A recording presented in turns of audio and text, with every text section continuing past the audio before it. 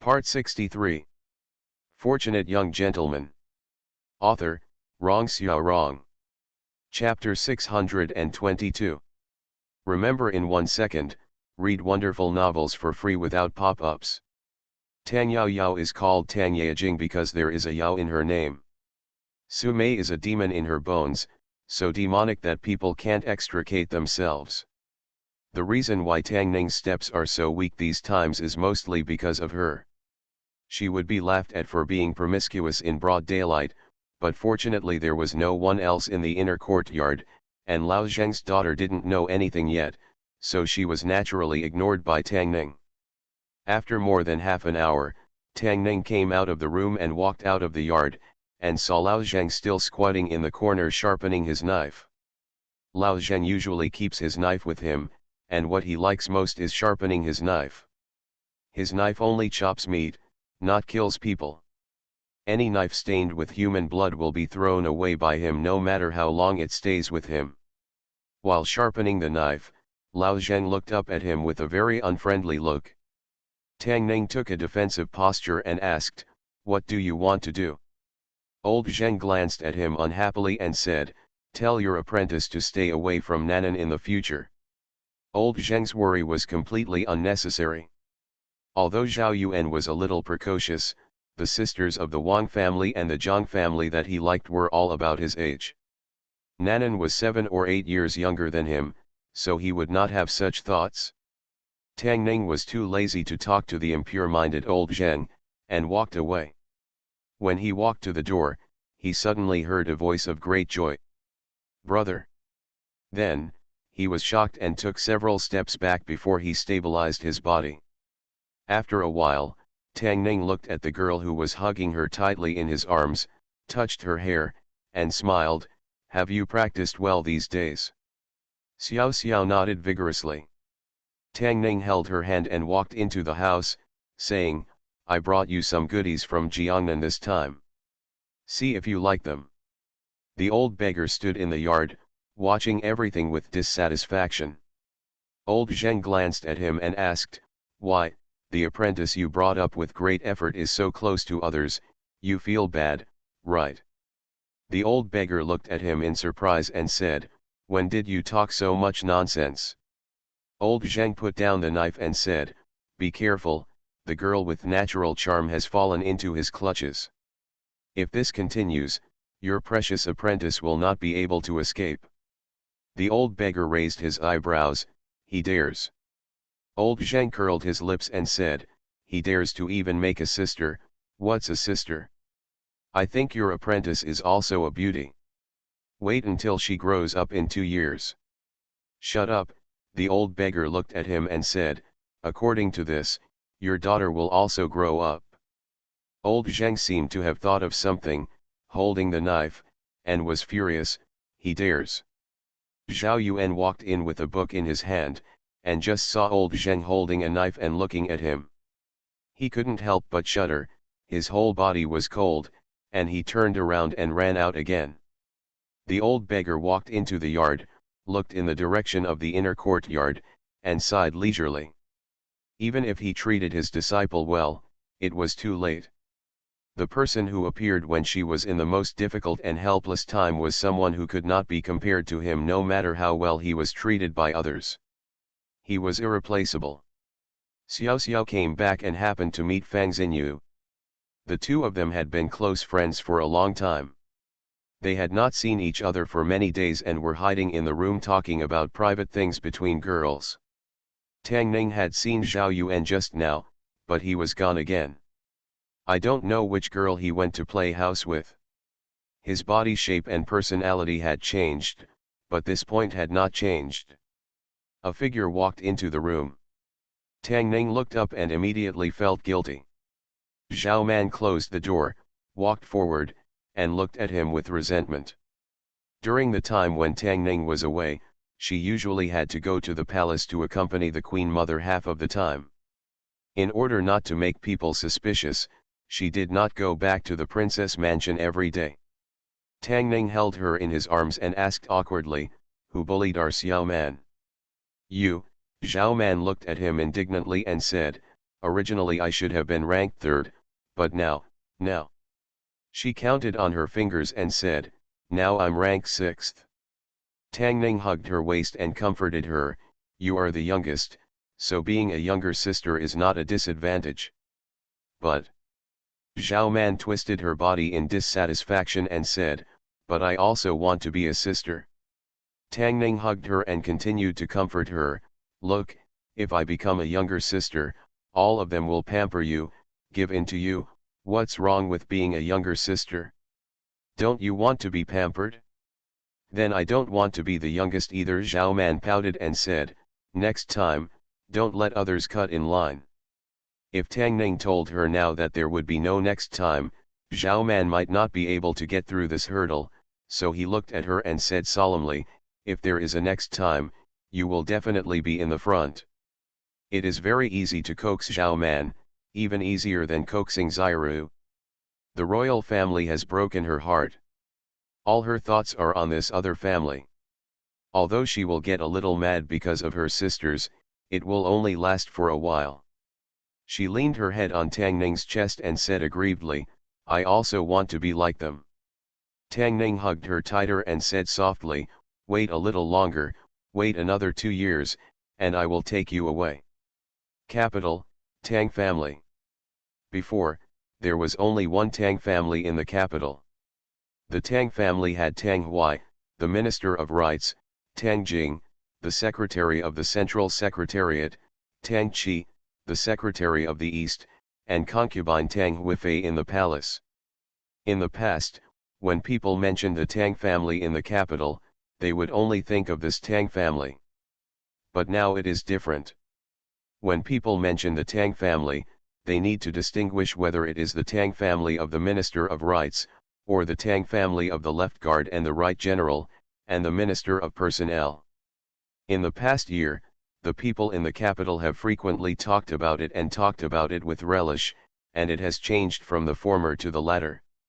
The top scholar in the 3 imperial examinations, the favorite of the emperor, the youngest general in the history of the state of Chen, and the meritorious service of redress, the relief of the court and the worries of the people, all these titles are added to one person, and the limelight is enough to overshadow the other Tang family.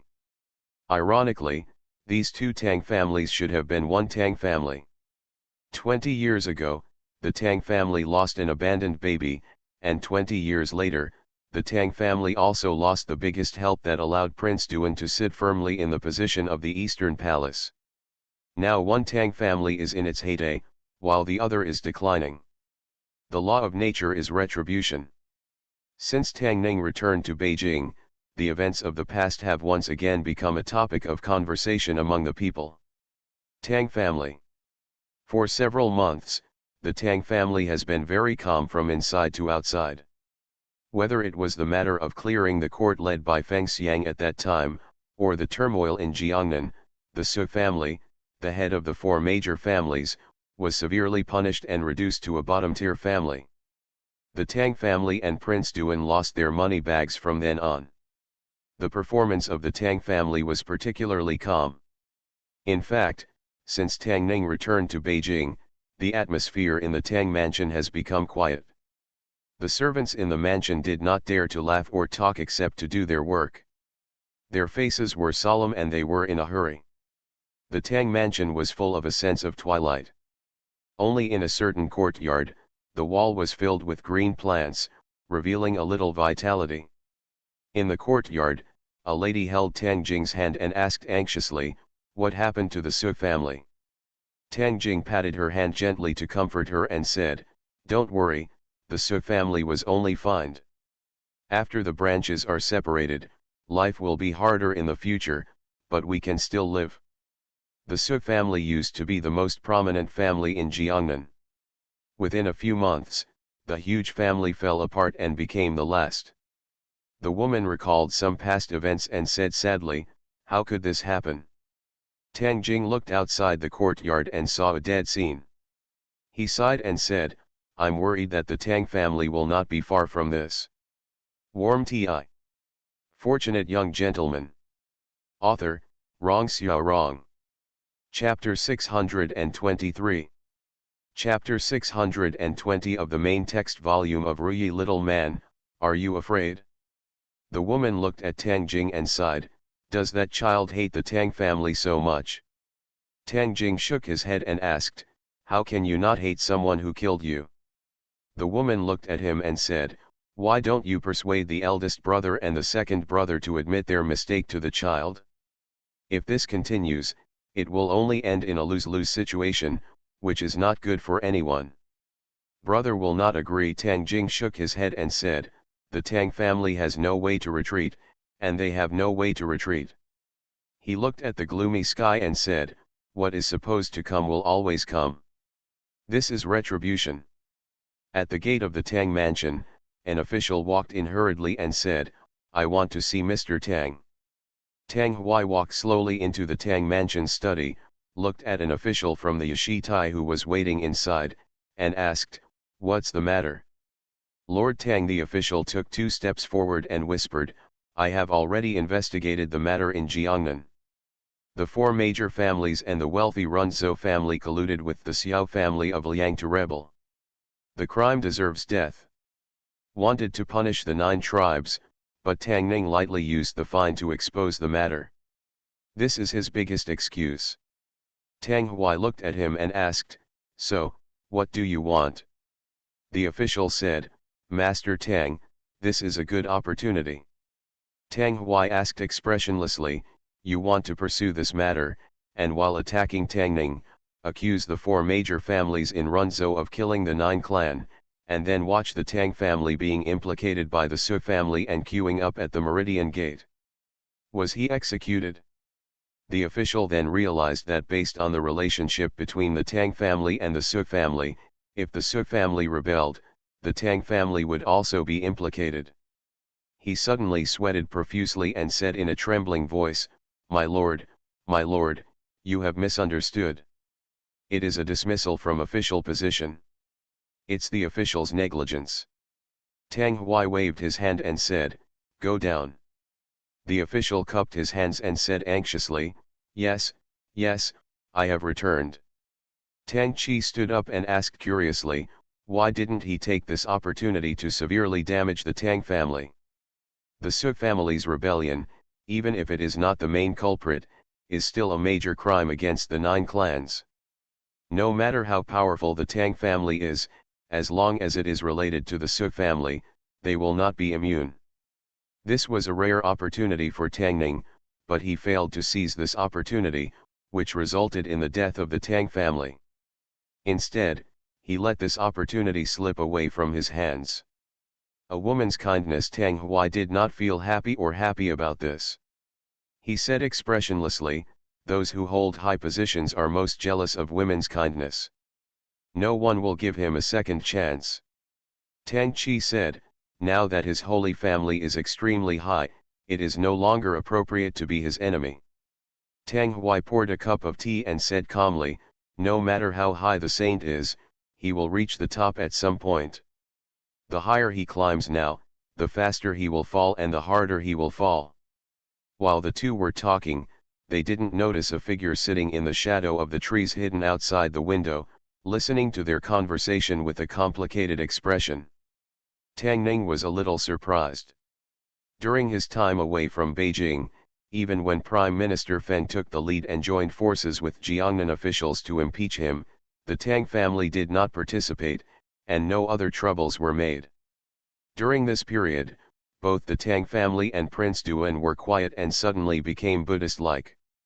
Especially this time he punished the Su family in Jiangnan, which was equivalent to cutting off the Tang family's financial resources.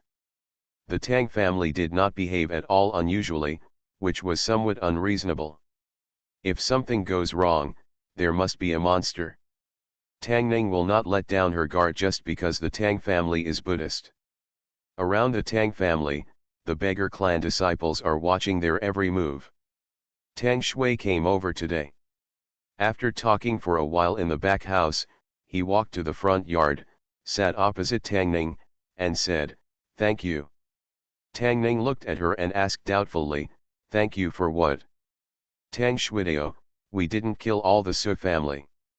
The Su family and the Tang family were related by marriage, and Tang Shui's adoptive mother was also from the Su family, so Tang Ning knew why she wanted to say thank you. No need to thank me. Tang Ning shook her head and said, actually, the Su family didn't want to rebel at first. I forced them to rebel. Tang Shui looked at him with a look of disbelief on his face. You said, what? Tang Ning looked at her and asked, the Su family is gone and the money bag is lost. Tang Hui must be very sad, right? Tang Shui looked at him, with a trace of pity in his eyes, and said, don't always live in hatred, don't be like them. Tang Ning understood the message in Tang Shui's eyes, smiled and said, don't worry, I'm different from them. Tang Ning has never regarded the Tang family as life and death enemies. The Tang family is not qualified to do so, let alone live in hatred all day long. Although his current life is indeed in dire straits, he is also enjoying it, not to mention that he has already begged the old beggar for the advanced version of the secret book given to Xiaoju, so he will have no problem coping with future scenes. Tang Shui looked at him and said seriously, you are now in the prime of the Holy Family. You have already reached this position at a young age, but the Holy Family is not endless. When your Majesty feels that your status is high enough, you will. That's not the case now. Naturally, Tang Ning understood the principle that when a cunning rabbit dies, a lackey is cooked, and when a bird is gone, the bough is hidden. There have been so many favored ministers in history, all of them have become emperors and failed emperors. The Holy Family is easy to come and easy to go. It seems reliable, but in fact it is the most unreliable. This thread leads one end to oneself and the other end to the emperor's hand, which makes the thread longer. It was only a matter of the emperor's thought to retract the thread. Although Chen state has no internal worries now, it has external troubles. The respect and favors that Emperor Chen has shown him are all earned by his merits. If Chen state really settles down, it will be a completely different situation. Tang Ning knows Emperor Chen very well and is very clear about whether he will do something. He looked at Tang Shui, smiled, and said, don't worry, I have already planned these. Tang Shui looked at him in confusion and asked, what plans do you have? Tang Ning said, I'll tell you later. Tang Shui frowned and said, no, now. Later. Now. When Tang Ning did not agree to her request, Tang Shui transformed from a gentle and considerate cousin into a witch in the capital. Tang Ning was chased by her all over the yard, and finally she twisted her ears and gave in helplessly. Look, now that I have my sister, it will be my cousin's turn. Once I get my cousin, I'm afraid it will be my sister's turn. Old Zheng watched the two of them enter the room, glanced at the old beggar, and asked, I just want to ask you, are you afraid? Tianrunju, in the courtyard. Su Mei looked at the mess in the courtyard and the collapsed roof and asked, what happened? Bai Jing glanced at Gong Sunying and said expressionlessly, it collapsed due to disrepair. After that, she looked at Su Mei again and asked, have you figured it out? Su Mei looked at her expressionlessly and said, although you didn't give birth to me, you have raised me. I have done a lot for you. This is the last thing I do for you. After this, we owe each other nothing. Bai Jin looked at Su Mei, with a hint of complexity in his eyes. After a long time, he nodded and said, okay. Although I have no interest in being a saint, I can promise you that I will help you fight for the position of a saint. Su Mei looked at them and said, but you have to agree to a few conditions. It was beyond Bai Jin's expectation that she could reluctantly agree to fight for the saint. Hearing this, he did not hesitate much and said, you say it? You are listening to novels at Bless Up channel. Wish you happiness and luck. Please subscribe to receive new novels. How do you feel about this novel? Please like and leave a comment. Fortunate Young Gentleman. Author, Rong Xiao Rong. Chapter 624. Remember in 1 second, read wonderful novels for free without pop-ups. Su Mei looked at Bai Jin and said, first, give me your eye silkworm goo king. Baijin said without hesitation, to compete for the position of the saint, you can't do without eye silkworm goo. This is for you. Su Mei continued, I want half of the income from Tianrunju. Baijin frowned and said, this silver is for starting a rebellion. Gong Sunying pulled her sleeves, walked forward, and said, okay, I will agree to this on behalf of my senior sister. Su Mei looked at them and said, third, during the time you stay in the capital, don't cause trouble in Chen State, and don't cause trouble for my husband. Baijin nodded. Su Mei said again, the fourth. Baijin frowned and said, there is a fourth. Su Mei looked at her and asked, do you think it's too much? Baijin took a deep breath and said, not much, you continue. After a long time, when Su Mei finished all her requests, Baijin looked at her and said, these days, you come to Tianrunju every day, and your uncle Gongsun and I will teach you everything we have learned in our lives. Only when you have learned everything, you will have the confidence to compete for the saint. I can't come every day. Su Mei shook her head and said, at most once every 2 days, I have to accompany my husband. Baijin took a deep breath, and nodded after a long time, okay. Su Mei left Tianrunju. Gong Sunying looked at the direction of the door, uncertain, why do I feel that she is very happy become a saint? No matter what, as long as she agrees. Baijin looked at Gong Sunying and said, now you can tell me where the king of Wu is, right? Your highness is not suitable to show up now. When the time is right, you will naturally see him. Gong Sunying avoided the topic and asked, but you should have opened more than one restaurant in the capital over the years. What other arrangements do you have in the capital? Baijin glanced at her and said, when the time is right, you will naturally know. The lineage of the king of Qian was completely cold. Baijin wanted to restore the country. She had no choice but to be the king of Wu, so she and Gong Sunying came to the capital to train Su Mei to become the new generation of the Wangu sect saint, control the Wangu sect, and indirectly help them restore the country. Su Mei was determined to get the position of the Wangu sect saint in order for her family to have a place to live in the future. This was her own idea. Even Tang Ning could not change her mind, so he could only choose to support her. Tang Ning was a little worried about her safety. Although her strength was very strong among the younger generation, it was still not comparable to the older generation such as Gong Sunying and Baijin. Tang Ning could not let her go to Kandy alone. Don't worry. Su Mei looked at him and comforted him, it's still a long time before the next competition for the saint. Before that, they will pass on all their life's learning to me, and even if I can't become a saint, there will be no danger. The old beggar squatted beside him and asked casually, Yu Wangu sect still has no saint?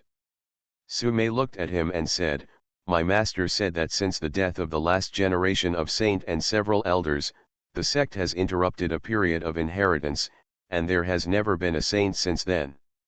The old beggar shook his head and said, I told you a long time ago that hiding in the mountains to play with insects has no future. Only when you come out and walk around, you will know how high the sky is. You just don't listen. Su Mei looked at him and said in surprise, what did you say?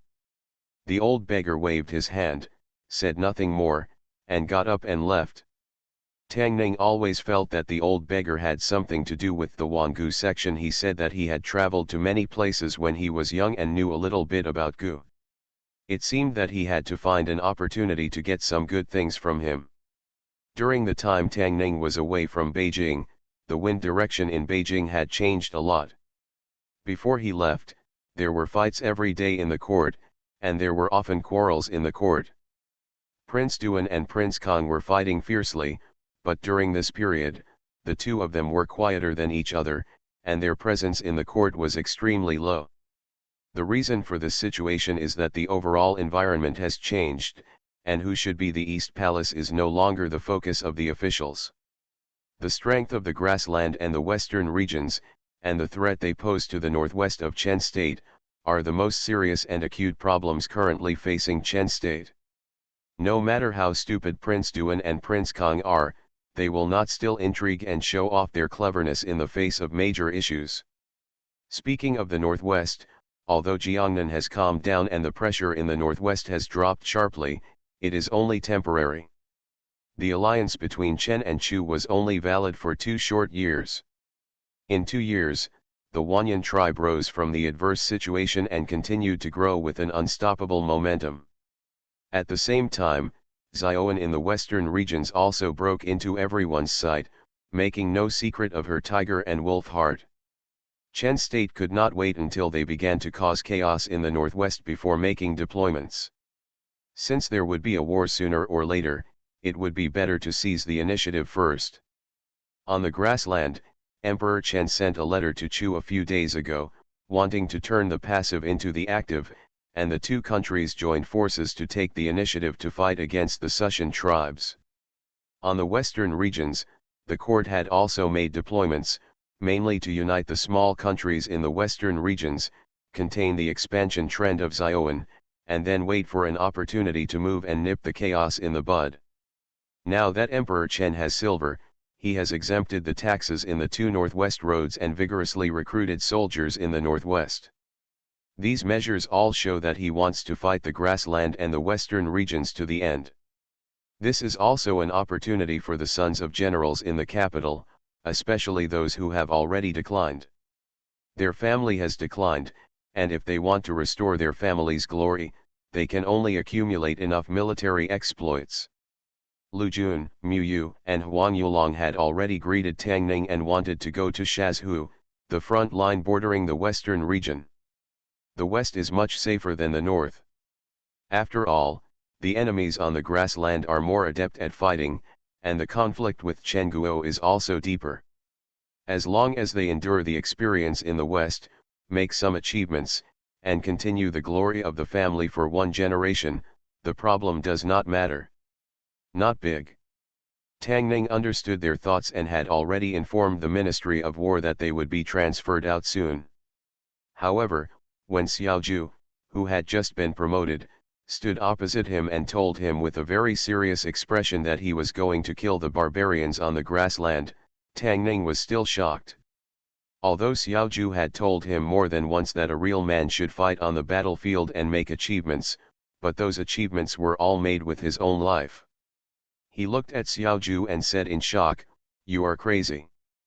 A lieutenant general is not enough for you. Why are you going to the grassland?" He was the only one left in the Xiao family. If something happened to him, how would he explain it to Mr. Xiao and Lu Ya? The Xiao family is a general. What is a general without military exploits? Xiaoju shook his head and said, "My father is old and I am the only man in the Xiao family. I must at least sit in your current position to ensure the continuation of the Xiao family." "Do you want to sit in my seat?" Tang Ning looked at him and said, "You can wait 2 more years, at most 2 years, and I will give the seat to you." "What's the point of giving up the general?" Xiaoju smiled self-deprecatingly and said, "I am also a man, and I don't want to take advantage of you every time. I want to prove to them that there are still men in the Xiao family." "You should give up." Tang Ning waved her hand and said, "Your father will not agree to this matter, Lu Ya will not agree to it, and I will not agree to it." Xiaoju smiled and said, "I can go directly to ask His Majesty. If His Majesty doesn't agree, I will kneel at the gate of the palace until he agrees." Tang Ning asked, "Are you sure?" Xiaoju nodded solemnly and said, "I'm sure." Tang Ning asked, "Does Lu Ya know about this?" Xiaoju said, "I haven't had time to tell her yet." Tang Ning waved to Lu Ya, and Lu Ya came over, looked at him, and asked doubtfully, "What's the matter?" He said he wanted to go to the grassland to make contributions. Tang Ning pointed at Xiaoju, looked at Lu Ya, and said, "Persuade him, persuade him well." As soon as he finished speaking, the air around him suddenly became a bit colder. Tang Ning walked out of the courtyard and closed the door, ignoring the screams coming from inside. Fortunate Young Gentleman. Author, Rong Xiao Rong. Chapter 625. Remember it in 1 second and read wonderful novels for free without pop-ups. Humans are emotional animals, and their thinking is often dominated by emotions, and they are often carried away by temporary emotions. Tang Ning believed that Xiaoju was in this situation now, and he needed to calm down first. If after he calmed down, he still felt that he should go to the grassland to make contributions, then he might need to calm down a second time. After repeated attempts, if his mind had not changed, Tang Ning would not persuade him, because at that time, no one could persuade him. Xiaoju calmed down for a quarter of an hour before Tang Ning opened the door again and saw Xiaoju lying on the ground, breathing heavily. Lu Ya pointed her finger at him and asked angrily, "Tell me, do you still want to go to the grassland?" Xiaoju sniffed and said, "I think so." Lu Ya picked him up, tugged on his ears, looked at Tang Ning, and said, "I'll take him back and let Mr. Xiao persuade him." Tang Ning nodded and said, "Please give me some advice." After Lu Ya and Xiaoju left, Tang Ning sat down again and sighed softly. He understands Xiaoju's temperament. He is the kind of person who can't pull back 9 oxen if he decides on something. He seems cynical and bohemian, but he sees certain things clearly than anyone else. If there were no major accidents, the Xiao family would only be able to be more brilliant than Mr. Xiao's generation. Emperor Chen's gift could only stop him as a general in Zhou Xiaoyi. If he wanted to take another step forward and continue the glory of the Xiao family for another generation, he would have to rely on his outstanding military exploits. As a child of the Xiao family, he wants to use his shoulders to support the entire Xiao family. But it's not certain whether Mr. Xiao and Lu Ya would think so. Xiao Mansion. Mr. Xiao stood up, looked at Xiaoju, and asked loudly, "What did you just say? Say it again." Xiaoju raised his head and said firmly, "I want to go north, I want to make military exploits, and I want to be a general." "You've betrayed me," Mr. Xiao pointed at him and said angrily, "What you have to do now is to marry Yatter as soon as possible, give birth to a fat boy, and continue the legacy of my Xiao family. Do you want to go to the grassland? What are you going to do in the grassland? Are you going to die in the grassland just for these 2 moments?" He looked at Xiaoju and said, "Just tell me again to go to the grassland and take care of my family."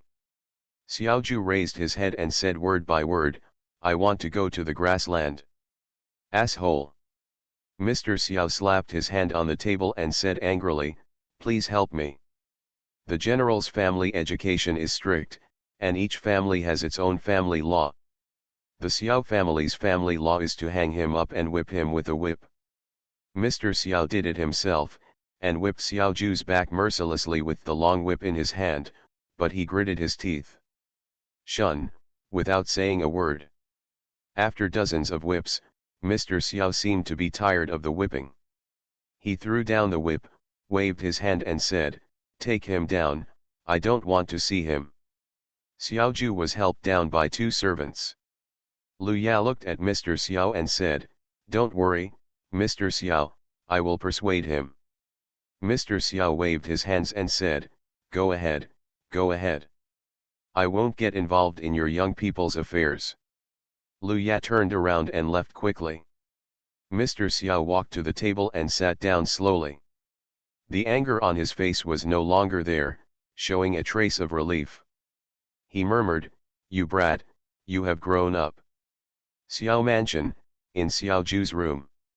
Xiaoju was lying on the bed, and Lu Ya was sitting on the edge of the bed. Just as he was about to take off his clothes, Xiaoju suddenly turned over and asked, "What are you going to do?" Lu Ya glanced at him and said, "Help you apply the medicine." Xiaoju dodged the medicine bottle from her hand and said, I will do it myself." Lu Ya crossed her arms and said, "I'll see how you do it on your own." Xiao Fu stood by the bed, looked at Xiaoju with a smile, and said, "Master, how about I help you?" Xiaoju looked at Xiao Fu and then at Lu Ya. After thinking about it, he handed the medicine bottle to her again and said, "Here you go." He looked at Xiao Fu and said, "Get out." Xiao Fu left with some regret and closed the door. Lu Ya tore off Xiao Ju's shirt and applied the medicinal powder on it. Xiao Ju took a breath and said, "Hey, please be gentle, it hurts." Lu Ya looked at the blood marks on his back and said distressedly, "Why did Mr. Xiao do such a heavy hand?" Xiao Ju's face was distorted, and he grinned and said, "Don't look at my father as he is old, he is doing something dirty." "Who told you to make him angry?" Lu Ya looked at him and said, "If you don't go to the grassland, how can Mr. Xiao know how to serve you?" Xiao Ju said, "Your father said that I can only marry you if I become a general. How can I marry you if I don't become a general?" General Zhonglang is no longer a general. Lu Ya frowned and said, "I'll go back and talk to my father and ask him to lower his standards a little bit. Even if he doesn't agree, I can still find a way." Xiao Ju was surprised and said, "What method?"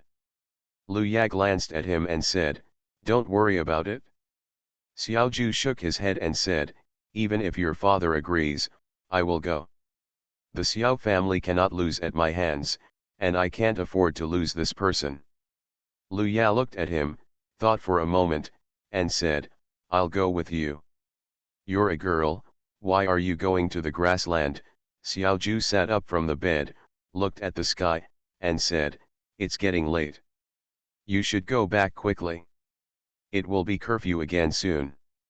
Lu Ya pushed him down on the bed again and said, "There are still 2 wounds that have not been treated with medicine. I can afford these 2. I'll do it myself later." Xiao Ju remembered what Tang Ning said and said, "Go back.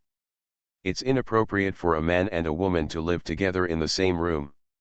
You are a woman and you have to care about your reputation." Lu Ya was stunned, slapped him on the back, and said angrily, "Xiao, are you saying that I am shameless?" Xiao Ju's body trembled in pain, but he still hurriedly explained, "I didn't mean that." "That's what you mean." Lu Ya's chest rose and fell, obviously furious. He looked at Xiao Ju and gritted his teeth and said, "Xiao, you said I am shameless. Today I will show you what shamelessness means." Stab.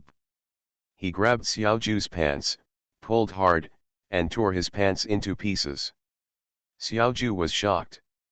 He covered his butt and ignored the pain on his back. He wrapped himself in the quilt and said in shock, "What are you going to do?" "What are you doing?" Lu Ya walked to the door, closed the door, walked back, kicked off her shoes, and said, "You will know what I am going to do right away." "What are you going to do?" "Don't come over. It hurts, please be gentle." Soon, the only sound left in the room was Xiao Ju's screams. Tang Ning got up very early the next day. She rested in Tang Yao Yao's room last night and truly slept until dawn. After waking up, she felt refreshed and not aching in the back. With his current official position, he needed to attend morning court every day, but he had just returned to Beijing, and Emperor Chen gave him a long vacation, so he could rest at home for a long time. There are Fang Hong and Yue Shilang in the Ministry of Personnel, so it won't have much impact if he doesn't go, but there are some things in Zhou Xiaoyi that need him to deal with. Not only Xiao Ju, but also many generals and disciples in the capital saw this opportunity and wanted to go to the western regions or grasslands to make military exploits. Tang Ning needed to inform the Ministry of War to transfer them from Zhou Xiaoyi to other places. As soon as he walked to the door, he saw Xiao Ju walking from the front. Xiao Ju's steps were frivolous, and he stepped forward 1 step at a time, looked at him, and said sadly, "You lied to me." Fortunate young gentleman. Author, Rong Xiao Rong. Chapter 626.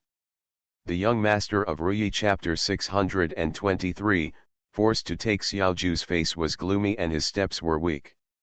He looked like he had overindulged himself. Based on Tang Ning's experience, he couldn't be in his current state if he hadn't done it more than 7 times last night. Tang Ning looked at him and asked curiously, "Tell me honestly, how many girls did you call last night?" Tang Ning thought Xiaoju was so bold that he went to a brothel to find many girls to vent his frustration of being raped by her without Lu Ya's knowledge. After careful questioning, he found out that such a tragic thing had happened to Xiaoju last night. Tang Ning shook her head and said regretfully, I told you a long time ago that single men and women should not stay in the same room. Men must protect themselves outside, but you didn't listen. Now, you've lost your virginity before you even get married. Xiaoju said angrily, she listened to you and annoyed her, so she. Can you be more manly? Tang Ning glanced at him and said, women have to take the initiative in such matters. How dare you say that? Xiaoju showed a look of shame on his face and said, don't tell anyone else about this, not even your wife. Tang Ning shook his head and said, I'm afraid it's too late. Xiaoju was stunned and said, what? Tang Ning explained, when I came out just now, I saw Lu Ya and Xiao Yi together. I don't know if she told them. As soon as Tang Ning finished speaking, footsteps were heard from behind. Zhong Yi, Su are you, Tang Yao Yao, Su Mei, Zhao Man, Qing Xiu Xiao Tao, and several maids such as King Kai, Shu Hua, etc., walked out of the inner courtyard together, looking at Xiaoju with extremely strange expressions. Xiaoju's face changed, and he immediately said, I'm leaving first. As a man, he was actually abused by a woman. This is indeed a very shameful thing. Not to mention that he will be ashamed to see people for the rest of his life, but at least for a few days, he will not be able to raise his head again. Zhongyi and Su Ru's concepts are still relatively traditional.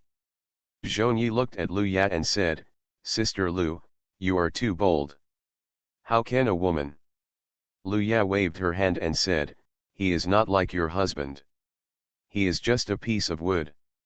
I have given him so many opportunities, but he didn't seize them. If I wait any longer, the opportunity will be cold. A tiger father will have a dog son, and a general's family will have no cowards. Although Lu Ya is a woman, her style of doing things is something that even Tang Ning can't help but admire. Xiaoju has no way out in this life if he falls into his hands. Tang Ning was about to go out, Lu Ya came over and asked, where is Lord Tang going? Tang Ning said, to the cavalry camp. Lu Ya thought for a while and said, I have something to ask Lord Tang. Tang Ning asked, do you want me to persuade him to give up the idea of going to the grassland? No. Lu Ya shook her head and said, if he still insists, Lord Tang will let him go. Tang Ning looked at her and asked, have you thought it through? Lu Ya nodded and said, I can stop him for a while, but I can't stop him forever. He is in the capital, I am in the capital, and he goes to the grassland, so I will go with him. Tang Ning nodded and said, okay. Although Xiaoju is always passive in some things, it is undeniable that he is very manly in this matter. Not everyone has the courage to give up the wealth and enjoyment within reach and go to the army to fight for a brilliant future for the Xiao family.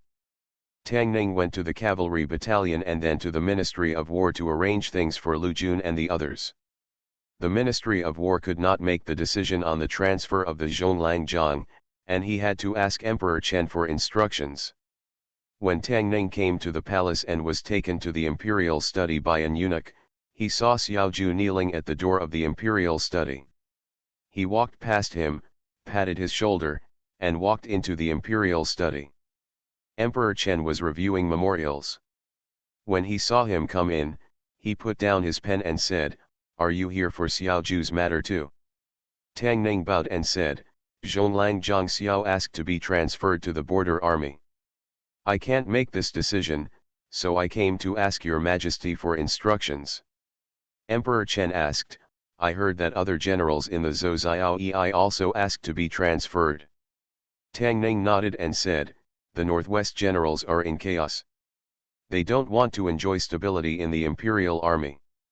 They want to be loyal to the country and establish some achievements. They can go, but Xiaoju can't. Emperor Chen's there was no room for negotiation in his tone. He said, he is the only one in the Xiao family. If something happens to him in the north, how can I explain to Duke Dingguo and the dead queen? Tang Ning bowed and said, "It's up to your majesty. Don't worry about him." Emperor Chen waved his hand and said, "If he likes to kneel, let him kneel." Emperor Chen's idea was the same as Tang Ning's at the beginning. He would rather let Xiao Ju be a playboy who eats and waits for death in the capital than let him go to the north to take risks and let the Xiao family die. Tang Ning couldn't change Emperor Chen's mind. When he walked out of the imperial study, he looked at Xiao Ju and said, "Get up. Your Majesty won't agree." Xiao Ju didn't raise his head and whispered, "Then I will kneel until he agrees. If he gets stubborn, 10 cows can't pull him back." Tang Ning has no choice but to go back first. Strictly speaking, this is Emperor Chen's family affair. As an outsider, he can't interfere and can't interfere. Qing'er and Qiu'er were still discussing the affairs of Lu Ya and Xiao Ju. The maids in the Tang residence had been in the residence for too long and were influenced by a certain atmosphere, and none of them were content. They actually admired Lu Ya's domineering behavior, and even regarded her as a spiritual idol in their words, which made Tang Ning a little worried. Although he still admired women like Lu Ya, the premise was that she was Xiao Ju's woman. If there was such a woman in his family, even that kind of thing had to be dominated by her, Tang Ning would probably go crazy. Fortunately, although there were two powerful wives at home, both Su Mei and Tang Yaoyao were more feminine than Lu Ya. Tang Ning began to feel sorry for Xiao Ju. The wives were not at home today. They should have gone out shopping. Tang Ning returned to the study alone. Just as he sat down, someone suddenly came in and closed the door. Tang Ning looked up at Zhao Man and asked in surprise, "Why close the door in broad daylight?" Zhao Man came over, pushed him onto the bed, and tore off his coat with a swish. Since being led astray by Wan Yan Yan, Zhao Man also learned a little martial arts. Although her strength was limited, it was not difficult for her to tear clothes with bare hands. Tang Ning was startled, grabbed her hand and asked, "What are you doing?" Zhao Man hummed twice and said, "I want to learn from Sister Lu. If I like it, I will go boldly." What? Tang Ning pressed her on his legs and slapped her butt twice without mercy, and said unhappily, "You don't want to learn good things, but only bad things." Zhao Man blushed and hummed twice, then lay on his legs and didn't move. Tang Ning helped rub her butt and said, "If you want to learn, learn from Sister Xiru and Sister Xiaoi, not Lu Ya. Don't take on porcelain work without diamond drills. Lu Ya's success depends on strength, not just anyone can learn." Tang Ning felt sorry for his clothes, and severely punished Zhao Man to make her obedient. When Tang Yaoyao came back, Zhao Man ran out of Tang Ning's study with a red face. She walked into the study, looked at Tang Ning, and asked, "Did you bully Xiao Man again?" Zhao Man not only tore his outer clothes, but also tore his inner clothes. Tang Ning took off the clothes she tore, pointed at his innocent clothes, and said, "It's not certain who bullies who." Due to his long-term martial arts training, Tang Ning is the type who looks thin when dressed and has muscles when undressed.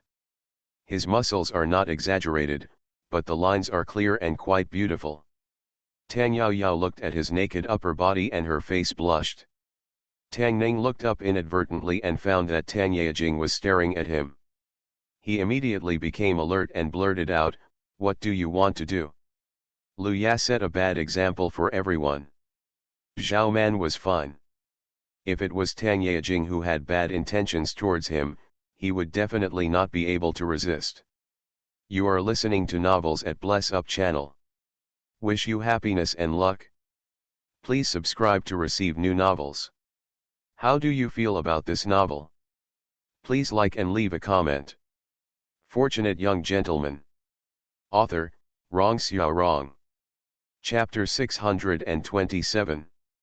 The text of Ruyi Xiaolang Jun, Chapter 624, Improper Trends. Tang Yaoyao looked at his naked upper body, spat secretly, and said, "Why are you so nervous?"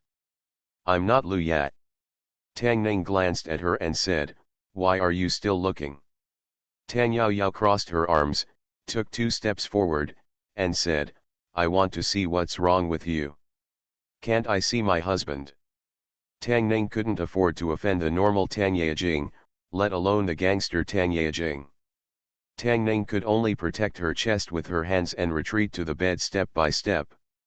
Tang Yao Yao looked down at him and said, "Hide, keep hiding." Cough. Tang Keizu stood at the door, looking at Tang Ning with a naked upper body and Tang Yao Yao with her hands on her hips like a gangster, coughed heavily, and said, "Yao Yao, come out for a moment." Tang Yejing was fearless, but she was very thin-skinned. When she was caught in such a scene by Tang Keizu, she glared at Tang Ning in shame and anger, and walked out of the room quickly. Tang Ning put on her clothes with some disappointment, thinking whether she should rebuild the wall that was knocked down by Tang Keizu. Tang Yao Yao walked into the yard, looked at Tang Keizu, and asked, "Dad, what's the matter?" Tang Keizu looked at her and said, "Since you have taken so many shops in Runzhou, send a few more managers over, so that you can use your own people with confidence." Tang Yao Yao nodded and said, "I know, Dad, is there anything else? Also, what's the matter with the surname Su?" Tang Keizu looked at her and said, "You went to Jiangnan in person, and the Tang family also had a 4th wife. What exactly did you do in Jiangnan?" Tang Yao Yao said shyly, "What can I do?" "Don't worry about this." She looked at Mr. Tang and said, "If there is nothing else, I will leave." When she was about to leave, Mr. Tang stopped her again and asked, "Did you and him have that?" Tang Yao Yao asked in confusion, "Which one?" Mr. Tang was confused and said, "That one is that one." Tang Yao Yao said angrily, "Which one is that one?" Mr. Tang finally said impatiently, "It's whether you are husband and wife."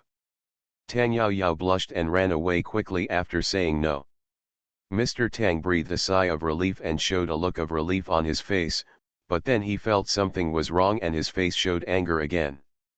Tang Ning changed his clothes and walked out of the room. He saw Mr. Tang standing in the yard, looking at him with extremely dissatisfied eyes. Tang Ning's heart skipped a beat. After a moment of careful recollection, he found that he had not offended him recently. He was relieved and asked, "Is there anything wrong with my father-in-law?"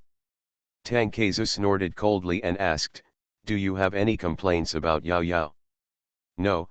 Tang Ning looked at him and asked, "Did Yao Yao say that?" How could he dare to have any complaints about Tang Yao Yao? If Zhao Man was disobedient, he could hold her down and spank her. If Tang Yejing was disobedient, he could only endure it, otherwise he would be ridden instead of being taught a lesson. That's good. Tang Keizu was already extremely conflicted in his heart. He opened his mouth, wanting to say something but stopped. In the end, he just waved his hand and said, "Be nicer to Yao Yao in the future. If I know that you have wronged her, I will not forgive you." Tang Ning bowed his hands and said, "Don't worry, father-in-law, I will never let Yao Yao suffer any grievances." Tang Keizu didn't know what happened today. He suddenly said some inexplicable words to him. Not only was he abnormal, but the maids in the mansion were also abnormal. Tang Ning felt like he was being watched by a pack of wolves when he walked in the mansion today. It was all because of Lu Yat. After Ching Er looked at him with strange eyes countless times, Tang Ning couldn't help but slap her on the buttocks and said, "What are you looking at? If you look again, I'll slap your buttocks." After a crisp slap, Ching Er ran away, holding her buttocks. Xiu Er pretended to sweep the floor and Kinkishuhua and others also looked away. Comparatively speaking, Tang Ning still likes women who are more reserved. The bad habits that Lu Ya brought to the Tang family must be eliminated at the bud. When Tang Ning saw Xiaoju again, his face was extremely pale, and his steps were so weak that he limped. As a person who has experienced it, Tang Ning has never had such an experience. He looked at Xiaoju and advised him solemnly, everything should be done in moderation. Young people should also take care of their health. Young people don't know the value of energy. When they are old. Xiaoju waved his hand and said, I'm going to the grassland. Tang Ning was surprised and said, did His Majesty agree? Xiaoju nodded and said, I knelt at the door of the imperial study for a whole night. His Majesty just agreed to transfer me to the grassland. Tang Ning realized that he was not limping because he was tired, but because he was kneeling. However, based on his understanding of Emperor Chen, he was not someone who would change his mind so easily. It is very likely that he would have someone help him back only if he knelt and became lame. After all, a lame Xiao Gonggai can still continue the incense for the Xiao family, but a dead Xiao Gonggai will not. Tang Ning put aside other thoughts, looked at him, and asked, when are you leaving? Xiaoju said, in a few days. So soon? Xiaoju nodded and said, if you miss this time, you will have to wait a month. Tang Ning patted his shoulder and said, if you accidentally fall into the hands of the Wanyan tribe, tell me my name and I can save your life. Wanyan Yan is now one of the 3 great leaders of the Wanyan tribe. If Xiaoju falls into the hands of the Wanyan tribe, Xiao Maniu may whip him, drip him with candles, and not give him food, but she will never kill him, given his old relationship with him. In fact, with Xiaoju's ability, he might really be able to make a name for himself in the north. There is no dog's son in a general's family, and there is no mediocre person in a family like the Xiao family. Although Xiaoju's martial arts disciples are a little worse, he has received an education that others cannot receive since he was a child. He was also taught by Mr. Xiao and is familiar with the art of war. Compared with Lu Jun Lingyun, he is several levels higher. If it were not for his own glory, Mr. Xiao, after getting hard, would definitely replace him and become the dream lover of countless young girls in Beijing. Stop talking nonsense. Xiaoju snorted coldly and said, how could I, the great General Xiao, fall into the hands of those people? He looked at Tang Ning and said, maybe when I come back after doing great deeds, I can be on top of you. I don't like others on top of me. Tang Ning shook her head and said, especially men. Hearing this, Xiaoju seemed to remember something, and a trace of humiliation appeared on his face. He gritted his teeth and said, one day, I will be on top. A certain hall in the palace. Have you decided? Emperor Chen picked up a chess piece, looked at the chessboard, and asked, he is the only one left in the Xiao family. Emperor Xiao put down the chess piece and said, this is his own choice. The men of the Xiao family are strong and unyielding. How can they not go to the battlefield? Emperor Chen did not put down the chess piece he was holding. A trace of nostalgia appeared on his face. He said, his personality is exactly the same as the queen back then. He recalled for a while before coming to his senses. After putting down the chess piece, he continued, when he comes back from the north, I will give him a position as a general. I can only do so much for the Xiao family and the queen. Emperor Xiao cupped his hands and said, thank your majesty for your grace. Fortunate young gentleman. Author, Rong Xiao Rong. Chapter 628. Xiaoju finally had to leave. Emperor Chen agreed to his transfer request, and Mr. Xiao actually had no objection to it. On the day he left for the expedition with the new recruits, Tang Ning went out of the city to see him off. Lu Ya stood beside him reluctantly. Lu Ding, the Minister of War, looked at Xiaoju as if he wanted to cut him into pieces. 2 days ago, Xiaoju had made an engagement with Lu Ya. They boarded the boat first and then bought the tickets. Although Lu Ding was helpless, his daughter had ruined the innocence of others, so he had to agree. This marriage. Of course, Lu Ya's request to go with Xiaoju was flatly rejected by Lu Ding, so there was this touching and tearful scene of the couple parting ways. Xiaoju looked at Lu Ya, patted his chest and said, don't worry, I'll be fine. Then he walked to Tang Ning and said, after I leave, help me take care of the Xiao family. Although the Xiao family was in decline, It was not a soft persimmon that could be manipulated. Tang Ning nodded, took something out of her arms and threw it to him. Xiaoju looked at a strange pendant in his hand and asked, "What is this?" Tang Ning waved her hand and said, "Just think of it as a peace charm." What Xiaoju was holding was actually a wolf tooth pendant, which was a pledge of the money Wang Yanyan owed him. Tang Ning thought that after Wang Yanyan left, he would never need this thing again, and she also hoped that Xiaoju would never use it again. "Ju won't use it?" Xiaoju put the pendant around his neck and said, "Thank you." "It's not for you." Tang Ning glanced at him and said, "You must return it to me when you come back." Xiaoju laughed, looked at the people seeing him off, and said loudly, "I will definitely come back." Lu Ding had a dark face, slapped him on the head, and said angrily, "Who are you following me, who are you following?" Xiaoju left to pursue his dream on the grassland. Tang Ning no longer had any friends in the capital that she could talk to. Although he was usually a bit verbose and stupid, after he actually left, Tang Ning felt that something was missing in her life. Having 3 or 2 friends with similar interests is naturally much more interesting than being alone.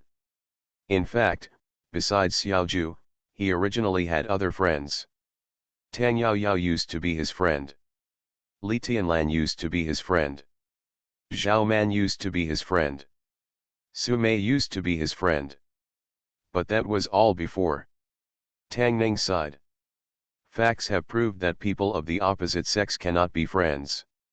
He just wants a simple friend. Is it so difficult? For his own health and for the sake of family harmony, he will never be friends with a woman again. Although Xiaoju left, Lu Ya often came to the Tang family.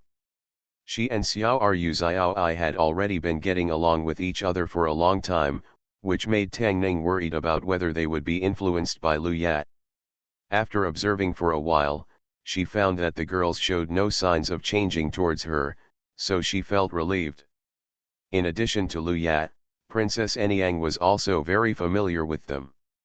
Tang Ning had no bad feelings towards this social butterfly with the most complicated connections in the capital.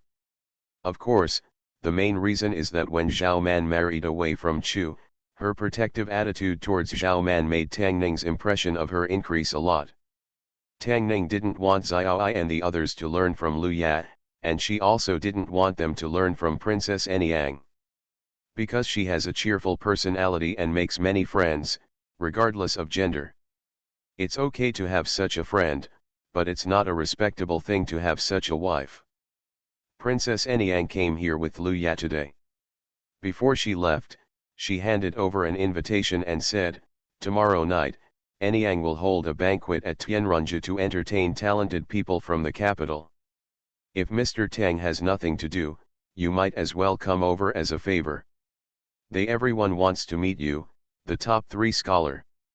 Tang Ning shook her head and said without thinking, "I'm not free tomorrow night. The state examination in the Jiangyi region is about to begin.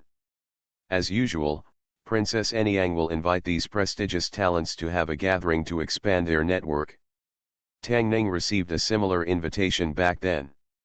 However, he has no interest in this.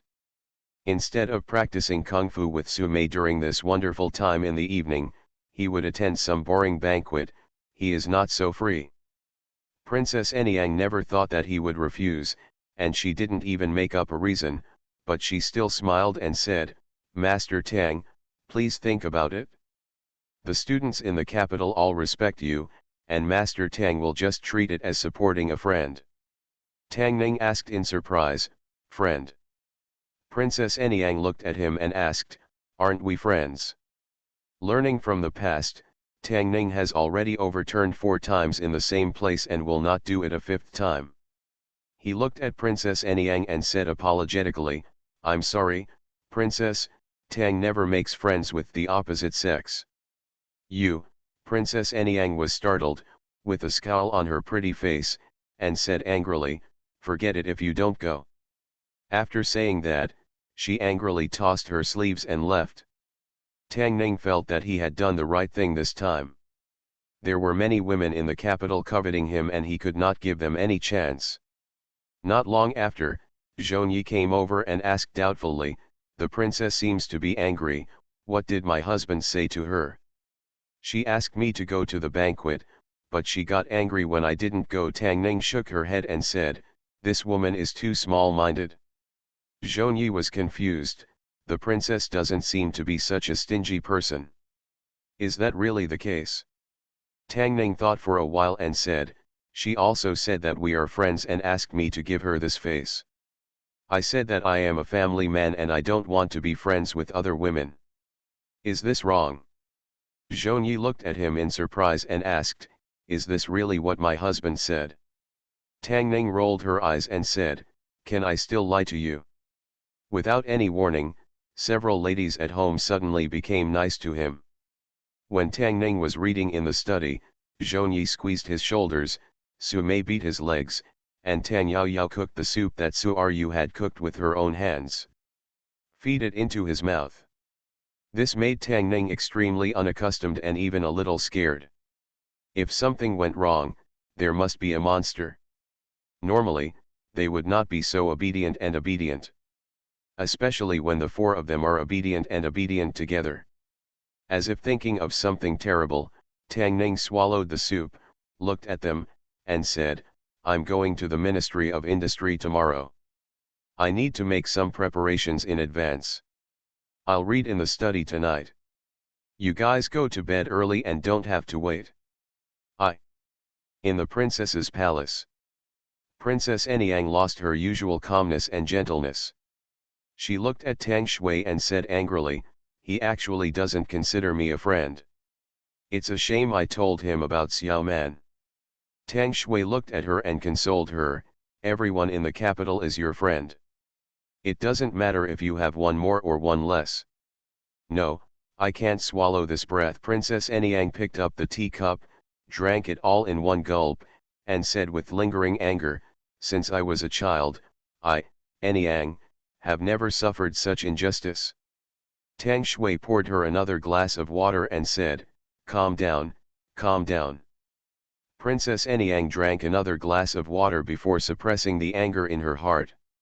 She has countless friends in the capital, and none of them are polite to her. Tang Ning is talented, has a holy family, and is the number one among the younger generation, but as the princess, doesn't she deserve to be him? Friend.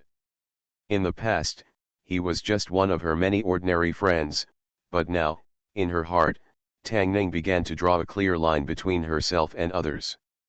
He was the only one of them all who dared to talk to her like this. "I remember you," Princess Anyang said with a sinister look on her face and clenched her silver teeth, "sooner or later, I will get this tone back." Fortunate Young Gentleman. Author, Rong Xiao Rong. Chapter 629. Although Princess Anyang usually looks calm and generous, as her best friend, Tang Shui knows very well that if she gets angry, it will not be easy to calm down. She looked at Princess Anyang and said, "Forget it. You are a great man and don't bear grudges. Don't bother with him. If it was someone else, it would be fine. I told him about Xiao Man's matter. I also helped him that time with Madame Tang. I was kind to him, but he turned his back on me." Princess Anyang snorted coldly and said, "This princess can't stand this grievance." Seeing this, Tang Shui could only shake his head helplessly and said, "Then you should be careful and be sensible." Princess Anyang looked at her dissatisfiedly and asked, "Whose side are you on?" Tang Shui rolled his eyes at her and said, "I don't stand for anyone." Princess Anyang said angrily, "Our friendship of more than 10 years is not as good as your cousin who you have known for 2 years, and he is not even a relative. Tang Ning has made up his mind to keep a distance from other women. Princess Anyang has been kind to him. If she needs his help in other places in the future, Tang Ning will not refuse. But in such an unimportant and boring occasion, he can just refuse it." After this incident, Princess Anyang should have become dissatisfied with him and decided to distance herself from him, right? Today was his last day in the workers' department. With nothing to do, Tang Ning took them out for a walk to get some fresh air. Qing'er and Xiu'er, several maids, were flying kites. Xiu'er and the others' kites had already flown into the sky, but Qing'er's hadn't been flown yet. Qing'er trotted over and said, "Uncle, help me hold the kite." Xiu'er could fly the kite by herself, but Qing'er needed someone to hold it. She trotted with the string. Tang Ning was already sitting on the grass field. "Too lazy to get up," she said, "go ask Xiu'er to teach you. You can fly the kite without holding it." "Xiu'er won't teach me. I hate her." Qing'er pouted and said coquettishly, "Uncle, can you hold it?" Tang Ning looked at Zhongyi, who was walking over, and said, "Your daughter is here. Ask her to hold it for you." Zhongyi walked over slowly and asked, "What's wrong?" Qing'er held the kite and said, "Uncle, don't." Before she finished her sentence, Tang Ning, who jumped up, covered her mouth. Tang Ning glared at her and said, "Children, don't talk nonsense. Uncle will hold it for you." Tang Ning held the kite for her, but Qing'er's kite didn't fly. In desperation, Tang Ning had to help her fly it herself. The kite flew high enough, and Tang Ning was about to hand her the reel, when the kite in the sky suddenly changed its trajectory, flew in a certain direction for a distance, and then plunged down. Qing'er pointed to the other side with some distress, saying, "Son-in-law, our line is tangled with theirs." Tang Ning looked at Princess Anyang, who walked by him holding the kite line, and didn't know what she was thinking. She saw them flying kites and walked by. Not only did Tang Ning's kite fall, but their kites also fell. He naturally couldn't argue with Princess Anyang about this matter, so he took the initiative to smile and said, "The princess also came to fly a kite today. Are we familiar with each other?" Princess Anyang glanced at him, looked at Tang Shui beside her, and asked, "This person looks familiar, I don't know where I've seen him. Shui-er, have you seen him?" Through Princess Anyang, Tang Ning understood a truth, that women really should not be provoked, even if her temper seems good. Princess Anyang entangled Tang Ning's kite in a way that both sides would perish together, and then walked over to talk to Zhong Yisu. "Are you?" Tang Shui stayed where he was, looked at Tang Ning, and said, "Anyang is really angry this time. She is very vindictive. You'd better apologize to her." Tang Ning found out that he was wrong. He still didn't understand women. He thought Princess Anyang would distance herself from him because of what she said that day, but she didn't expect that she would argue with him instead. Picking a free time, Tang Ning walked to Princess Anyang, who was alone, and apologized, "Princess, I'm really sorry. What I said that day was not what you meant. I have always regarded you as a friend." Princess Anyang looked at him and said in a sarcastic tone, "I don't deserve it. You are the Minister of Personnel, the Left Guard and the Right General. How can a little girl be called a friend of Lord Tang?" Princess Anyang's pettiness was beyond his expectations. Even though Tang Ning was known to be a fussy person, she was not as petty as her. He laughed dryly and said, "My princess, you are joking. The princess is of noble status, and Tang Ning is marrying up." Princess Anyang sneered, "That's not what you said the other day. You didn't even want to attend my banquet, and you still say we are friends." "That's because..." Tang Ning thought for a moment and said, "Tang Ning is already a married man, and he should keep his distance from other women. Therefore, he dare not get too close to the princess, and he will not ruin the princess's reputation." Princess Anyang's expression eased a little after hearing this, and asked, "Is it just that because of this?" Tang Ning bowed and said, "Absolutely true." Princess Anyang didn't want to make things too awkward with Tang Ning because of this matter, so she followed his words and backed off, teasing, "Are you afraid of being criticized, or are you afraid of getting too close to me and being unable to control yourself?" Tang Ning smiled and said, "Princess, you are worrying too much. My first wife is talented, my second wife is gentle and virtuous, my third wife is skilled in martial arts, and my fourth wife is unparalleled in appearance. Apart from my wife, there are no other women in the world that I can see." The smile on Princess Anyang's face froze, and she gritted her teeth and asked, "You mean, I'm not as talented as your first wife, not as gentle and virtuous as your second wife, not as skilled in martial arts as your third wife, not as beautiful as your fourth wife, compared to them, I'm useless?" Tang Ning was stunned and explained, "That's not what I meant." "I think that's what you mean." Princess Anyang glared at him fiercely, looked at Qing'er beside her, and asked, "Tell me, what does your son-in-law mean?"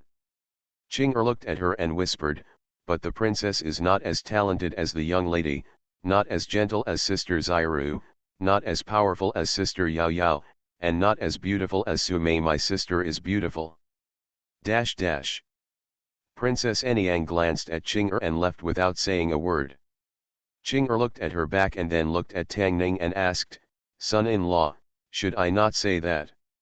Tang Ning looked at Qing'er with an innocent face, tapped her on the head and said, "You girl, you always tell the truth." Qing'er smiled a little embarrassedly, picked up the kite from the ground, handed it to him, and said, "Son-in-law, help me hold it again." Tang Ning was still thinking about whether to give Princess Anyang a gift to apologize. Qing'er was already holding the kite and shouted, "Son-in-law, will you hold it?" Tang Ning took the kite from her hand and gritted his teeth and said, "Hold it." You are listening to novels at Bless Up channel. Wish you happiness and luck. Please subscribe to receive new novels. How do you feel about this novel? Please like and leave a comment. Fortunate Young Gentleman. Author, Rong Xiao Rong. Chapter 630.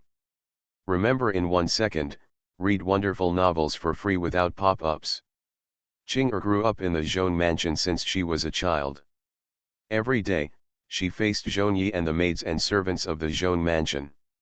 She had simple interpersonal relationships and had never seen the dangerous world outside. Her mind was pure to the extreme. She had no scheming, and she spoke without restraint, but she was also telling the truth. Of course, there were also some nonsense that little girls didn't know how to say. Princess Anyang was pierced by Qing'er's glass heart and left in anger. The master and servant looked at each other. Tang Ning patted her head and said, "You can't be so straightforward in the future, even if you are telling the truth, understand?" Qing'er nodded and said cutely, "Qing'er knows." Tang Ning kept his distance from Princess Anyang, not only because he didn't like such occasions, but he was now the Minister of Personnel. He was in the court and didn't do things as he wanted before.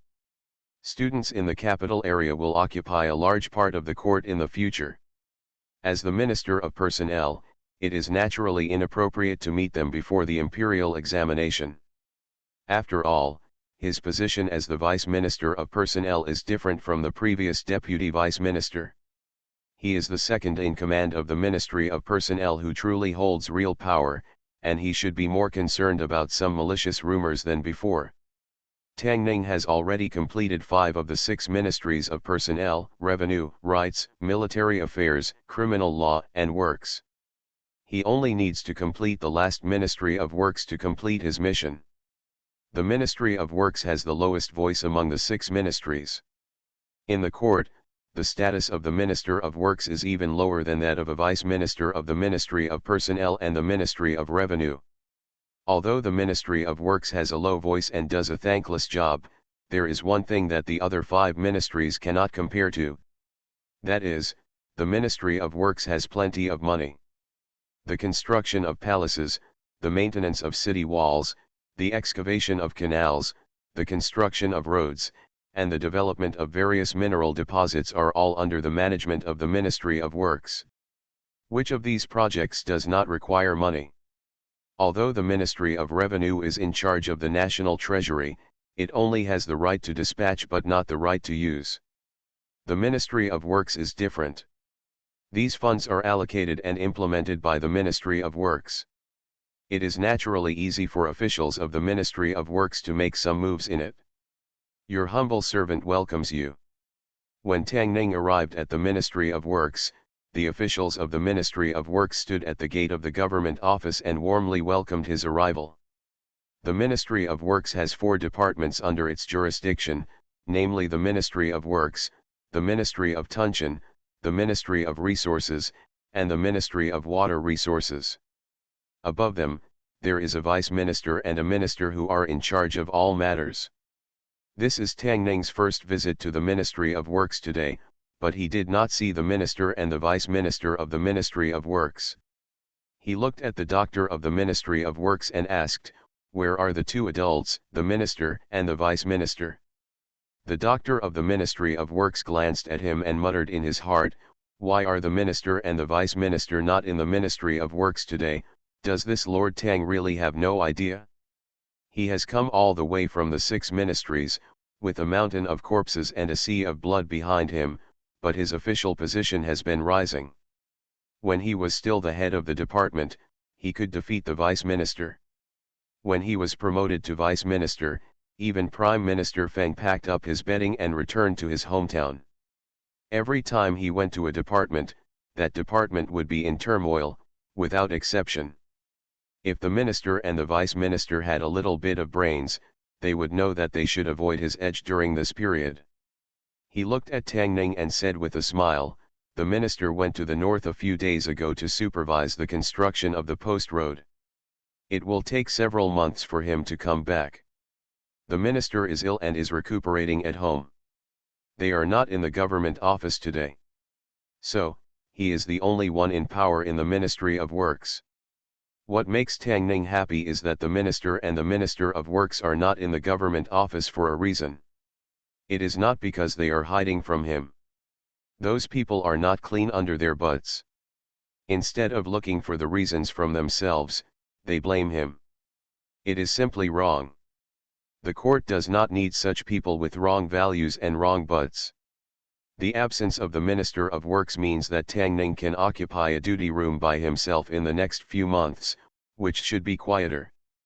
After entering the Ministry of Works, the officials returned to their own rooms. Tang Ning turned his head and looked at the person behind him, saying, "Sir, long time no see."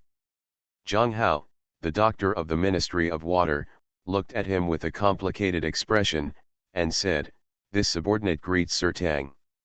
3 years ago in Lingzhou, it was also at this time that he, as an examiner of the Lingzhou provincial examination, discovered the difference between Tang Ning's policy essay and that of other candidates.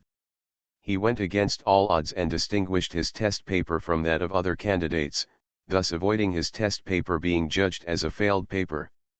At that time, one of them was a doctor of the Ministry of Water, and the other was just a student from a remote prefecture. Zhang Hao admired him very much and even wanted to recruit him to the Ministry of Water. 3 years later, he had become a third-rank official, and when he first appeared in the Ministry of Works, he was his immediate superior. 3 years is not a long time. During these 3 years, he remained in the position of doctor of the Ministry of Water, while the student from the remote prefecture had already soared to the sky. Tang Ning had heard of Zhang Hao's name before. Although his official position was not high, he was well known in the court. Mainly because he is a straightforward person who doesn't know how to beat around the bush. He often quarrels with others because of different political views, and few officials in the court like him. Therefore, he has been in the position of the water department doctor for more than 10 years. Normally, with his qualifications, he would have been able to climb up a few levels. However, it was also because of his persistence that Tang Ning's test paper stood out in the state test. If it weren't for Zhang Hao, perhaps his road to the imperial examination would have come to an end when he was in Lingzhou. To a certain extent, Zhang Hao, the water department doctor, was grateful to him. "You're welcome, Lord Zhang." Tang Ning smiled and said, "If it weren't for Lord Zhang's support, how could there be Tang Ning today?" Zhang Hao said with a solemn expression, "Master Tang, you are serious." Zhang just did what Zhang should do. Master Tang can reach this point only because of Master Tang's talent and hard work. Zhang Hao, the doctor of the Ministry of Water, is indeed a serious and upright person. Such a person can be a good official, but rarely a high official. His character and conduct have blocked his path to promotion.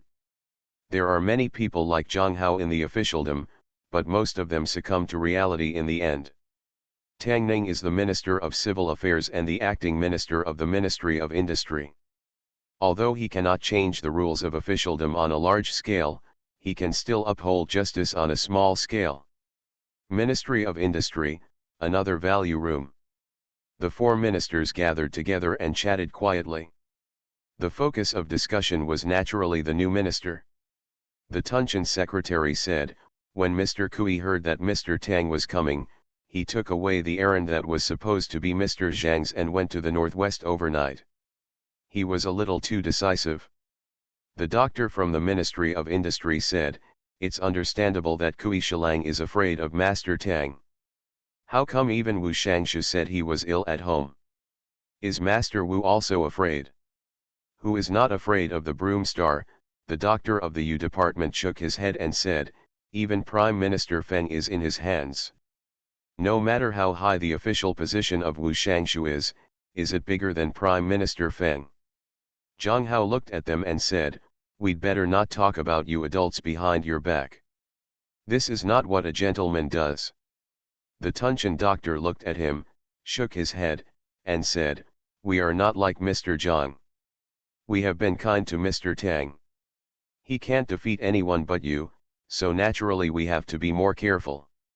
The doctor from the Ministry of Works thought for a moment and said, yes, Mr. Zhang is kind to Mr. Tang. This time Mr. Tang comes to the Ministry of Works, and he himself is the Minister of the Ministry of Personnel. Doesn't Mr. Zhang have to stand out? The Tunshan doctor curled his lips and said, Master Zhang can only be a minister if he is promoted.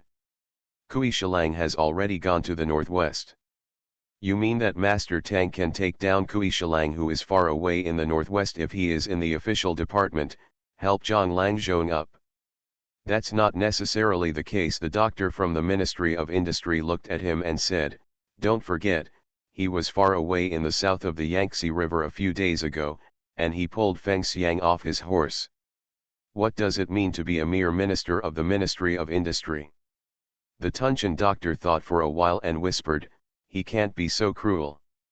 Fortunate young gentleman author, Rong Xiao Rong. Chapter 631. Chapter 628, Grudges. Tang Ning came to the Ministry of Works with no intention of causing trouble. After all, he had no grievances with anyone else, and neither the Minister of Works nor the Minister were here, so he couldn't do anything if he wanted to. The Ministry of Industry was the last stop on his 6-department tour, and he happened to have to do something at the Ministry of Industry. In order to improve the overall strength of Chen's army, Emperor Chen wanted to create a heavy cavalry that was not inferior to the grasslands, and Zhou Xiaoyi was his pilot. The Chen state did not have heavy cavalry before, because it was too expensive to build a heavy cavalry team. With Chen state's fragile finances, even the money for disaster relief had to be dug out again and again, so naturally there was no extra money to invest in it. But today is different from the past. Now Chen Wang's pockets are bulging, his waist is straight, and he is in high spirits. He thinks about how to spend the money all day long, and the money he spends costs tens to millions of taels. Even so, there were still tens of millions of taels of silver with no place to spend, so the long-shelved heavy cavalry plan was put on the table again. Of course, he moved the money very happily, but every penny and every tael of the money had to be spent wisely. Tang Ning had to personally control every step of spending money. Chen Huang actually has a good temper, provided that no one touches his money. Based on this premise, everything is easy to negotiate. Chen Huang took this matter very seriously, and Tang Ning started working on it on the first day she came to the Ministry of Industry. He looked at a clerk at the door and said, "Go and find Mr. Zhang from the Ministry of Water." The clerk responded, and soon Zhang Hao walked in from the outside and asked, "Sir, are you looking for me?" "I have something to trouble you, Master Zhang Tangning looked at him and said, Sir Zhang, please help me find a picture of the equipment required by the heavy cavalry. The more complete the better.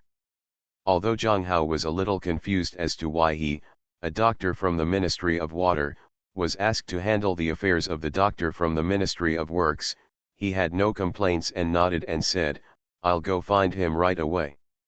Chen State used to have heavy cavalry, but they later cancelled it because they could no longer afford it. However, the blueprints are still there and can be used directly. When Zhang Hao was searching the warehouse where the drawings were stored, the other three doctors gathered together. The Tunchen doctor shook his head and said, You see, I will say that Mr. Zhang has become rich this time, and Mr. Tang regards him as a confidant. The doctor from the Ministry of Industry looked a little complicated. If he was the examiner who went to Lingzhou 3 years ago, he would be the one who can stand next to this big tree today. Although he thought so in his heart, he still could not admit defeat. The doctor from the Ministry of Works curled his lips and said, So what about the confidant? If he can stay in the Ministry of Works for up to 3 months, can he still turn Mr. Zhang into Shilang Zhang? It's unlikely that the minister will. Tunchen Langzhong said, but there are people in the official department. After all, Zhang Langzhong has more opportunities than us. It's really enviable. When Zhang Hao placed the drawings of the equipment required for the heavy cavalry in front of Tang Ning was also a little dumbfounded. He thought it was just a few drawings, but he didn't expect that these things actually filled a large box. Zhang Hao cupped his hands and said, Master Tang, all the drawings are here. Tang Ning nodded and said, I understand, Mr. Zhang, please go down and do some work. Zhang Hao returned to the duty room, and the Tunchen doctor followed him in and asked curiously, Master Zhang, what did Shilang Tang tell you? It's nothing. Zhang Hao looked at him and said, Master Tang just asked me to find some drawings, and then I came back. The Tunchen doctor asked doubtfully, didn't you say anything more? Zhang Hao asked curiously, do I need to say anything more? The Tunchen doctor waved his hand and said, forget it, it's nothing. Inexplicable. Zhang Hao glanced at him and began to immerse himself in his affairs. In the servant's office, after Tang Ning spread out the blueprints in the box, she realized why there were so many blueprints of heavy cavalry equipment. Those craftsmen drew the drawings with extreme detail, and each of them can be regarded as a work of art. He spent the whole afternoon studying the drawings in the check-in room. His neck was sore from looking at them, before Lao Zhang came to take him back. While Tang Ning was packing her things, Lao Zhang stood in front of the table, looking at the drawings on the table thoughtfully. Anyone who sees these things will feel shocked in their heart. Tang Ning looked at him and asked, how does the equipment of the heavy cavalry look like? Isn't it awesome? Lao Zhang looked away from the drawings and said calmly, they are all garbage. Tang Ning also graduated with a master's degree in engineering, and he had some appreciation for these things. He himself thought these things were very good, but Lao Zhang dismissed them with one word. This is a denial of his professionalism. Tang Ning looked at him, curled her lips and said, you can do it? Tang Ning really didn't expect that old Zheng Wu could kill pigs and Wen could draw. Not to mention his ability to draw straight lines with his bare hands, which Tang Ning couldn't develop even in 10 years. Although Lao Zheng always likes to say some inappropriate words and jump out to be a pig teammate at critical moments, he never talks big and empty words. If he says it can work, it will work. So Tang Ning left the design of the armor to him. She took her 4 ladies out for a stroll and walked on the street with several ladies. Countless people looked at her with envy and jealousy, and looked at him with helpless expressions. I still feel comfortable in my heart. After all, Tang Ning is also a vulgar person. Like most men, she has vulgar vanity. The weather was good today. Su Mei proposed to go to Tianrunju to visit the lake, which was unanimously agreed by others. Although Su Mei is the youngest in the family, everyone, including Zhong Yi, likes her to make decisions. In fact, She is the housekeeper of the family. Today is a rare good weather, and there are many people who have the same idea as them. There are many small boats floating on the lake of Tianrunju. Su Mei asked a steward of Tianrunju to pull a small boat over. The four of them stood at the bow of the boat to enjoy the scenery. Tang Ning sat alone in the cabin, leaning comfortably against the wall of the boat, tasting the iced fruit wine. Gently sip the wine, there is a coolness and fragrance from the mouth, refreshing. Bang! Just as he picked up a grape and was about to put it into his mouth, the hull suddenly shook violently, and two screams came from the bow. Tang Ning's face changed, and he quickly walked out of the cabin and saw Su Mei holding Zhongyi and Tang Yaoyao holding Su Ryu. The two women looked slightly pale, obviously they were frightened just now. The boat behind them just hit them straight, and Zhongyi and Su Ryu almost fell into the lake. Tang Yaoyao glared at the back and shouted, "How are you driving the boat? How dare you?" A man came out of the cabin behind, looked at her, and said, "This is the boat of His Royal Highness Prince Kong. Who are you? How dare you make a noise here?" Tang Yaoyao frowned and said, "Prince Kong, please." Su Mei pulled her sleeves, looked at the boatman, and said, rowing a little to the left, "Don't block His Royal Highness Prince Kang's way." The boatman hurriedly rowed the boat away, and Prince Kang's boat slowly sailed away. Tang Yaoyao looked ahead and said angrily, "Such a big lake, they didn't go to the left or the right, but bumped into us. It was intentional." Su Mei patted her hands and comforted her. King Kong suffered more at the hands of his husband, and he can only retaliate in this way. As the fourth wife, Su Mei actually played the role of the eldest sister at home, taking good care of them, which made Tang Ning very pleased. It was King Kang's petty-mindedness that refreshed his cognition again. Speaking of which, he hadn't dealt with King Kong for a long time. Tang Ning looked at the cruise ship in front of him and showed an inexplicable smile on his face. In the boat in front, a young man looked at King Kong and hesitated, "Your Highness, that seems to be Lord Tang's boat. It might not be good to have a grudge with him."